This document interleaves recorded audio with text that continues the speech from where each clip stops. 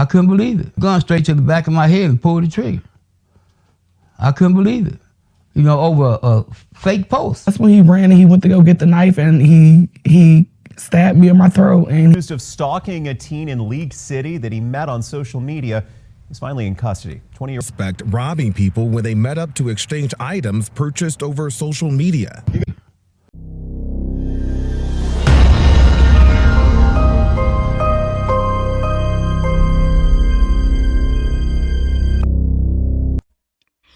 Welcome back to the show called What Do You Think? Where your opinion matters. I got three stories. No, I got a couple of stories actually to bring to you guys about online dating, online location sharing, online posting of money, guns, all kinds of things. But basically it's around online nightmares. So, like I said, there's many dangers to you to do things of that nature, but there's dangers to do everyday life, you know, when you meet somebody or something of that nature. But let's get on with these stories. The first one is about a guy and posted money. So let's actually hear and see what happened with him, and then we'll come to it after. He just stuck the gun straight to the back of my head and pulled the trigger. I couldn't believe it. You know, over a fake post. Where the money at? Where the money at? I seen what you posted on Facebook. Where the money at? Anthony says 2 days before the attempted robbery, someone called him broke on social media, so he posted this picture of a stack of cash from an old Facebook memory, only to find himself explaining to his attacker that it wasn't his money. I kept trying to beat in his head that it was fake.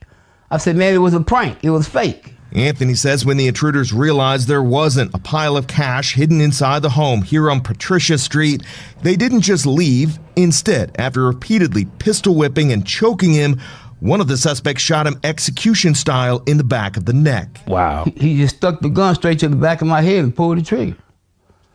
I couldn't believe it. You know, over a fake post. came out right there. I couldn't believe it, man. The bullet exited through Anthony's chest. Shortly after the suspects fled, police showed up and rushed Anthony to the hospital in critical condition, unsure if he'd survive. I said to myself, I'm about to die over a fake post. That's what I was saying to myself. Although the police report includes very few details, Anthony recalls the suspects announced themselves as police during the break-in and even wore tactical vests. They had Another bulletproof vest on with the jacket, with the police on both sides, front and back. Anthony just hopes the suspects are caught because if they're willing to kill over this pile of old cash, who knows what else they'll do.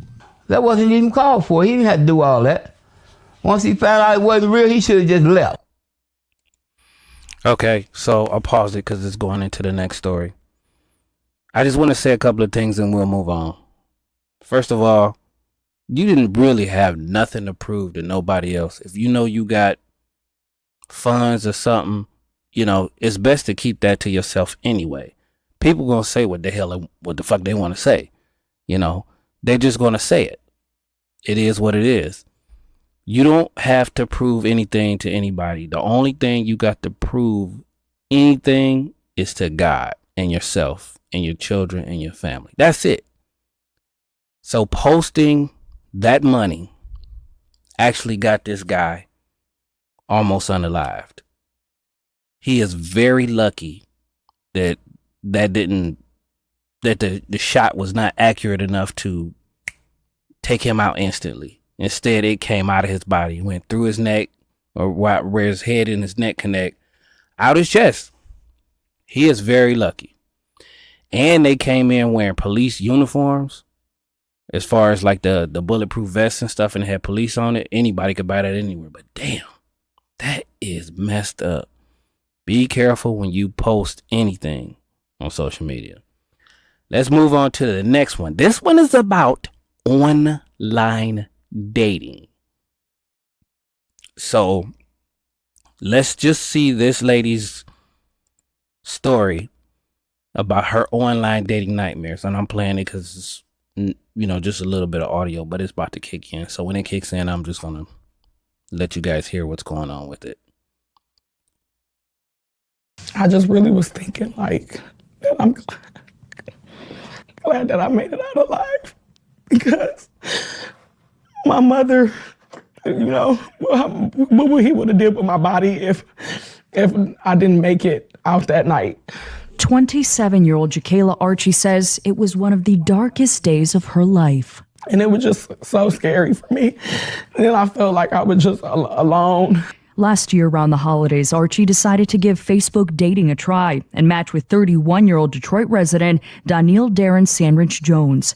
After chatting online for about a month, she says they started going out and met up a few times at his home on Elmdale Street in Detroit. Listen to music, watch movies and stuff like that, just casual dating. Then last month they met up again, but she says this time Sandridge Jones was irate for reasons unknown to her. That's when he ran and he went to go get the knife, and he stabbed me in my throat, and he cut me, and then he told me, like, I'll kill you. The Wayne County Prosecutor's Office says Archie was stabbed multiple times and then was allegedly forced to drive the suspect around to multiple locations. Lord knows what it could have happened to her. Keep driving. You want me to kill you? You want me to kill you? Bleeding and terrified, she says she followed his orders until they ended up back at his home.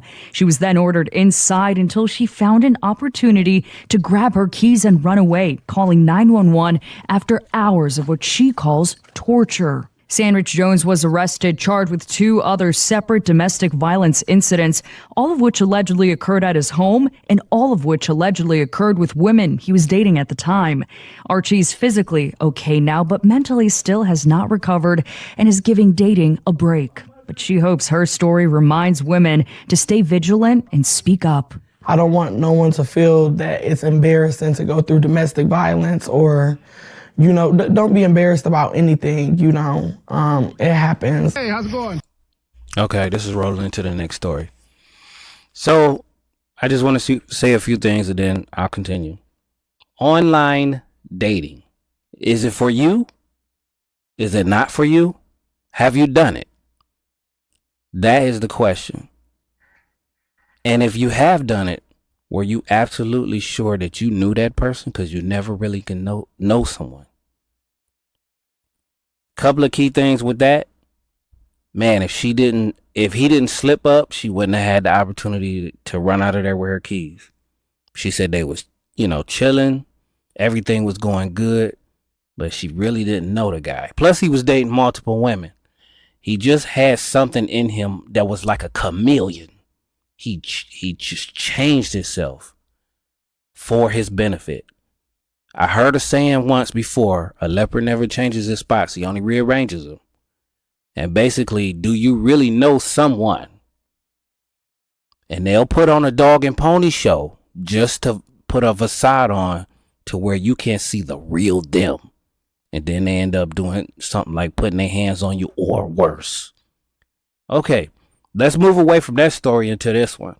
This story focuses on online purchases. When you're purchasing something, you gotta be careful. Meet in a public place. This one will rattle your chain because I know it's probably a lot of people out there that has done online purchases, but were you careful? Listen to this story right here. A simple greeting begins this police footage of an undercover operation Wednesday that ended with Shahad Richmond shot and killed by Gary police. You got the PlayStation? Police say the investigation was into multiple reports of a suspect robbing people when they met up to exchange items purchased over social media. You got the cash, sir? Yeah. Okay. Everything's good with it? Yes, sir. Oh, okay. I appreciate it. It's all up in there. Can I check it out? Yeah, go ahead. And just as the undercover officer tries to look at the item, video shows the 21-year-old walking around the officer. Then suddenly, in this video from above, police blurred the officers involved to protect their identities. It shows Richmond pulling out what investigators tell us was a machete-style weapon in the apparent attack, narrowly missing the undercover officer. Man, if he didn't duck. Other nearby officers quickly respond before police began firing. Social media. Okay, so this is going into the next story, so that's why I want to comment first. Like I said before, meet in a public place so everybody can see what's going on. This guy apparently had been doing this a couple of times. I don't know why they didn't just come after him just flat out just because of the accusations. At least do an investigation. But it is what it is. So I guess they did an undercover sting. It was about a PlayStation 5. The young man was advertising and selling a PlayStation 5, and he was robbing people. I think that was just a little bit more than robbing. I think that was like attempted murder. I don't know, or battery. However you look at it, you have to be careful out here. If you can, take another person with you. Everybody does not have good intentions. There is malicious people out there, and just be careful. Moving on to this next story. There was a young lady this one is actually about location sharing. How many of you out there have done location sharing when you went on a trip, when you went like over someone's house, you left the house, whatever the case may be, your location was shared? Is that a good idea? Let's look at this story and see what happens. He's finally in custody. 20-year-old Victor Furman was arrested this morning at an apartment complex in Southwest Houston. League City police say he showed up at the teen's home several times uninvited, at one point even breaking into the teen girl's bedroom window. Wow. Investigators say Furman tracked the teen because she was sharing her location on Snapchat. He's being held tonight on an $80,000 bond. Police say there could be additional charges.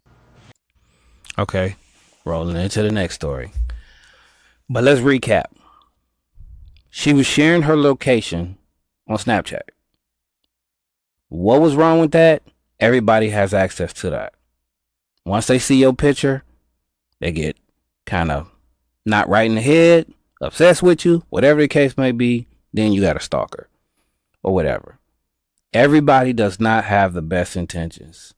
Be careful what you do, and especially when it comes to sharing your location. If you feel like you want to do something like that, like on a vacation or something, do that when you come back. If you feel like you need to do it. Okay, moving on. I just want to say one thing about that last story, though. Imagine if that was your damn daughter. Okay, moving on. Let's talk about social media posting. This picture was posted with this pow in his hand. I guess that's what you're calling it. And he was holding a little girl. I don't want to give too much away without saying that I'm thinking that this might not have been the most brilliant idea, but a lot of guys out there, a lot of girls are out there posing with guns and stuff like that. That is just not smart, but to each is his own. But let's just see what happened with this young man and this posting and the outcome of it. Dominic Gaines is charged with child endangering and was ordered held on $2,000 bond. His arrest came at this home this weekend after a photo popped up on Facebook. Police say Gaines was holding his 1-year-old daughter in one hand and a BB gun in the other. His attorney tried to explain what happened in court this morning. What had happened was he had his nephews over as well as his daughter. They were all playing. He was playing with a BB gun with his nephews. His brother walked in, wanted to take a picture of him with his daughter. Incidentally, happened to be holding a BB gun in the picture. The attorney says the child was never in any danger. As for the photo, I've talked to Colerain Township Police and the Hamilton County Prosecutor's Office to try to get a copy of it. So far, they have not released it. I talked to the father of Dominic Gaines after today's court hearing. He indicated there's been some problems back and forth between the two families that may have played a role in all this. Andrew Setters, News 5. Okay, so to sum this up, this young man supposedly, I don't know if he's telling, I don't know him from a can of worms. Supposedly, I don't know if he's telling the truth.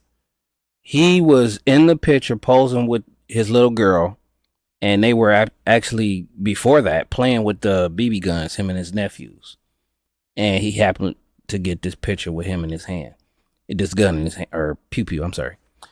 But however that go, that was not the smartest thing to do, to even take the picture. I pretty much would be upset with whoever took the picture because they got him in a world of crap. And I'm wondering to myself, you know, just from a photo, will this man get jail time, probation, just from a photo? or worse. All right, this is See More Clips. I'm out. Like, share, and subscribe. Make a comment. What would you do? That's what the show is about. What do you think about these stories? Please drop a comment in the section below just so I know what's going on. And then you can share with each other on the comments. All right, I'm out.